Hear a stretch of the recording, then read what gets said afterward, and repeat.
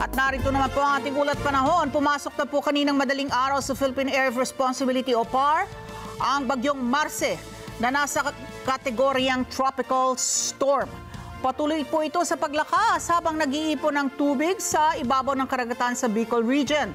Sa ngayon, dumaranas na po ng pag-ulan, pagkulog at pagkidlat ang mainland Cagayan, Isabela, Bicol Region, Eastern Visayas, Aurora, Quezon at natitirang bahagi ng Cagayan Valley dahil sa trough ng bagyong Marce.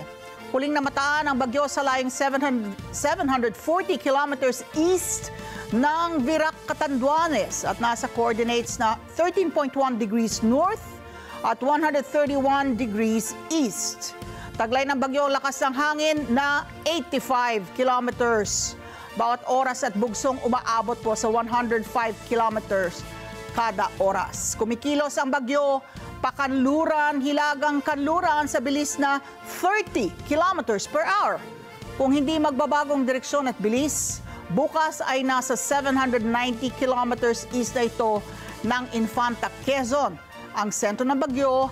At sa Miyerkules naman ay nasa Cagayan na po ito. Sa forecast po ng Pag-asa, ngayong gabi o bukas ng umaga ay maaaring lumakas ang bagyo at sumampa sa severe tropical storm category. Natayan din po ng Pag-asa na maaaring maglandfall, tumama sa lupa ang bagyong Marce sa Huwebes ng gabi o Biyernes ng umaga dyan po sa may Babuyan Islands o kaya ay sa mainland Cagayan. Sa Sabado ng hapon, posible pong nasa labas na po ito ng PAR at ang exit point nito ay sa West Calayan, Cagayan. Sa ngayon, katamtaman hanggang maalo ng karagatan, subalit walang nakataas na gale warning. Wala pa rin nakataas na babala ng bagyo.